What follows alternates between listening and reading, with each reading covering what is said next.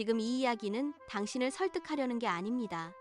왜 항상 비교당하는 쪽에 서 있었는지를 정리하려는 이야기입니다. 저녁 10시가 넘었습니다. 집안은 조용하고 불은 거실 하나만 켜져 있습니다. TV에서는 뉴스가 끝나고 토론 프로그램이 시작됩니다. 아버지는 소파에 앉아 있고 당신은 방문을 반쯤 열어둔 채 휴대폰을 보고 있습니다. 그때 아무 예고도 없이 이 말이 날아옵니다. 너희 때는 말이야. 그 뒤에 붙는 문장은 항상 비슷합니다. 우리는 너만 할 때 그땐 선택지가 없었어. 그래도 해냈지. 말은 길지 않은데 이상하게 반박할 틈이 없습니다. 당신이 뭘 말하려 하면 이미 대화는 끝나 있습니다. 그건 토론이 아니라 판결에 가깝습니다. 이 장면이 반복되면서 당신 머릿속에는 이상한 계산이 자리 잡습니다. 지금 힘들다고 말하면 핑계가 될까? 이 정도로 지치면 내가 나약한 걸까? 윗세대는 자기 시절의 고생을 기준선으로 들이밀고 아랫세대인 당신은 항상 그 선 아래에서 자기 상태를 설명해야 합니다. 문제는 조건이 전혀 다르다는 점입니다. 그들은 느린 세계에서 한 방향으로만 버티면 됐고 당신은 빠른 세계에서 동시에 여러 방향을 감당해야 합니다. 그런데 비교는 항상 결과만 놓고 이루어집니다. 과정은 삭제되고 환경은 증발하고 남는 건 그래도 우리는 했어 라는 문장 하나. 그 순간부터 당신은 자기 상태를 느끼는 대신 자기 상태를 변명하기 시작합니다. 사람들은 이런 구조를 반복해서 겪고 나서야 이 세대 간 관계에 도덕적 비교 구조라는 이름을 붙입니다. 누가 더 힘들었는지를 계속 저울에 올리는 구조. 그 저울에는 시대 조건도 속도도 요구되는 정신적 부담도 올라가지 않습니다.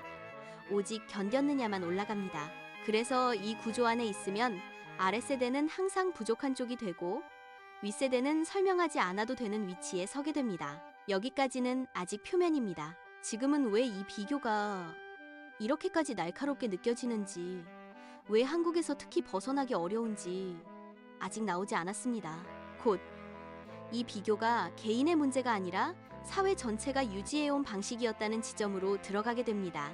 이 비교가 유독 한국에서 벗어나기 어려웠던 이유는 가족 안에만 있지 않습니다. 그 비교는 집 밖에서도 같은 방식으로 작동해 왔기 때문입니다. 학교에서는 항상 줄을 세웠고 회사에서는 항상 위에서 아래로 말이 떨어졌고 사회 전체가 먼저 버틴 사람이 말할 권리를 갖는다는 구조로 유지돼 왔습니다. 그래서 윗세대의 말은 의견이 아니라 기준이 됩니다. 우리는 그렇게 안 했어.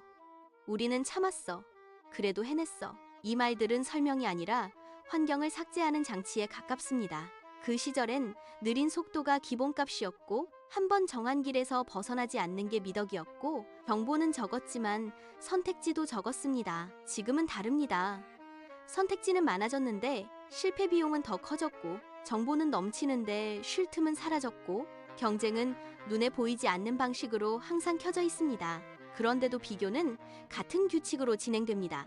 이건 공정하지 않은 비교가 아니라 애초에 비교를 가능하게 만들어 놓은 구조의 문제입니다. 이 구조 안에서 아랫세대가 가장 자주 하게 되는 오해가 있습니다. 내가 못 버티는 건 내가 약해서일 거야. 하지만 실제로는 버티는 방식 자체가 이미 달라져 있었습니다. 윗세대가 버텼던 건 물리적 압력에 가까웠다면 당신이 버티는 건 지속적인 정신적 과부하에 가깝습니다. 하중의 방향이 다릅니다. 하나는 위에서 아래로 눌렸고 다른 하나는 사방에서 동시에 잡아 당겨집니다. 그런데 비교는 항상 결과만 봅니다. 누가 더 오래 서 있었나? 누가 먼저 무너졌나? 그래서 당신은 무너지기 직전까지 아무 말도 하지 않습니다. 말하는 순간 비교가 시작된다는 걸 이미 알고 있기 때문입니다. 이 지점에서 자기 비난이 고정됩니다. 이 정도도 못 버티는 내가 문제다. 하지만 이건 개인의 한계가 아니라 시스템의 하중 설계 문제에 가깝습니다. 지금까지의 이야기는 세대 중 누가 옳은지를 가리기 위한 게 아닙니다. 왜 항상 같은 방식으로 상처가 남았는지, 왜 비교가 끝나도 찝찝함만 남았는지를 보여주기 위한 과정입니다. 아직 마지막이 남아 있습니다. 이 비교 구조가 어디서부터 균열을 내기 시작하는지, 그리고 그 균열이 왜 반항이 아니라 이해에서 시작되는지 어느 순간부터 비교가 이상하게 느껴지기 시작합니다. 윗세대의 말이 틀려서가 아니라 이상할 정도로 항상 같은 방향으로만 작동한다는 점에서 우린 그때도 버텼다는 말은 사실 틀린 말이 아닙니다. 하지만 그 문장은 항상 하나를 삭제합니다. 그들이 버틸 수밖에 없도록 사회가 제공했던 안정성, 버텨도 내일이 크게 달라지지 않던 구조, 한번 자리를 잡으면 속도가 느려도 탈락하지는 않던 환경, 그 안정성은 말 속에서 빠져 있습니다.